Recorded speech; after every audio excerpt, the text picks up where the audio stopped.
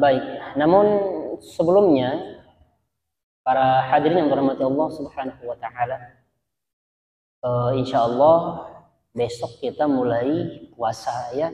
Besok kita mulai puasa dan hari ini kita mulai sholat taraweh.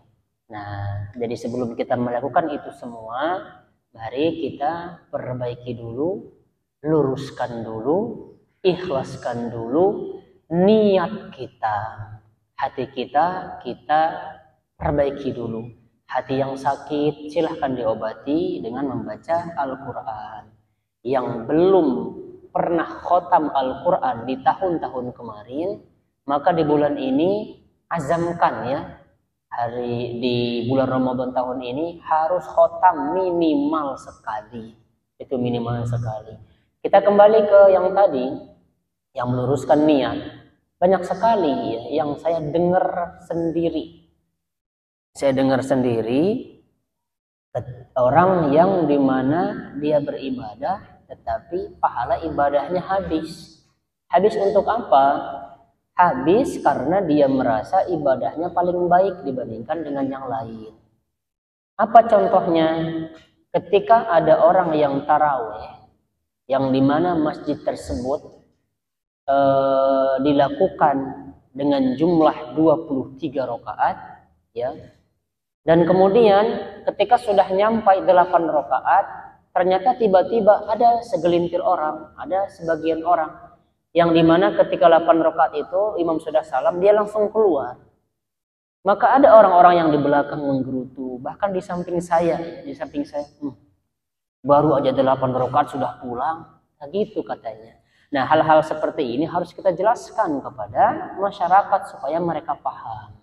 Bisa jadi teman-teman kita, bisa jadi saudara-saudara kita yang ketika 8 rakaat dia pulang, dia berkeyakinan dan dia lebih memilih sholat taraweh 8 rakaat.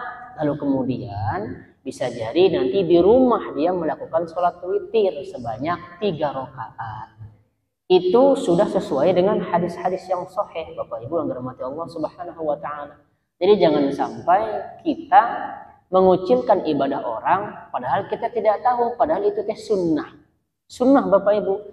Nabi Shallallahu alaihi wasallam tidak pernah sholat melebihi dari 11 rakaat atau 13, tidak pernah Bapak Ibu. Ya, dan Nabi tidak pernah sholat sebanyak 23 rakaat. Jadi sholat yang ditunaikan di malam hari di bulan Ramadan itu sunnahnya dilakukan 11 rakaat. Nah, tapi bagaimana dengan yang 23 rakaat? Nah, yang 23 rakaat itu adalah sunnahnya para sahabat. Walaupun sebagian para ulama ahli hadis menyebutkan bahwa itu hadisnya lemah. Tapi tidak apa-apa. Karena apa? Karena ada hadis umum yang tidak membatasi. Apa itu hadisnya? Qiyamul laili masna-masna. Jadi sholat yang ditunaikan di malam hari itu, di malam Ramadan ya, di bulan Ramadan itu minimal ditunaikan 2 rakaat. Nabi Shallallahu alaihi wasallam tidak memberikan batasan, Harus 11, tidak. Harus 23, tidak. Harus 40, juga tidak.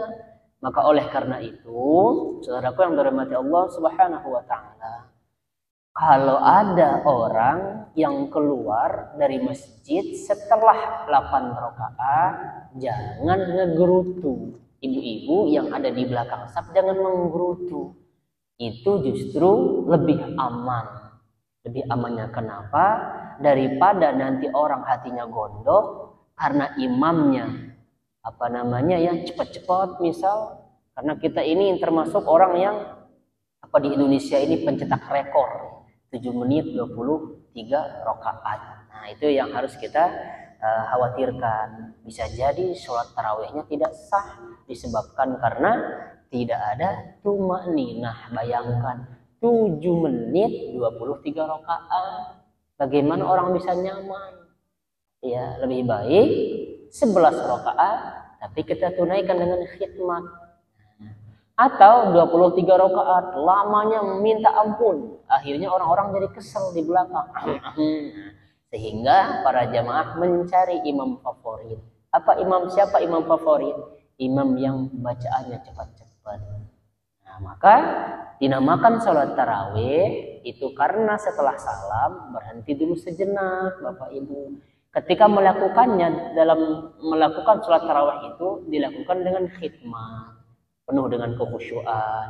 Lalu ketika sudah salam baca doa Allahumma innaka afuwun tuhibbul afwa fa'fu anni. Itu terus yang kita ulang-ulang Bapak Ibu. Lalu kemudian dilakukan terus menerus. Nah, itulah dimaksud dengan sholat tarawih. Paham sampai di sininya, mudah-mudahan dapat dipahami. Oleh karena itu, saudaraku yang dirahmati Allah Subhanahu wa taala, yang baik dan ideal adalah ketika sholat tarawih dilakukan dengan pelan-pelan saja.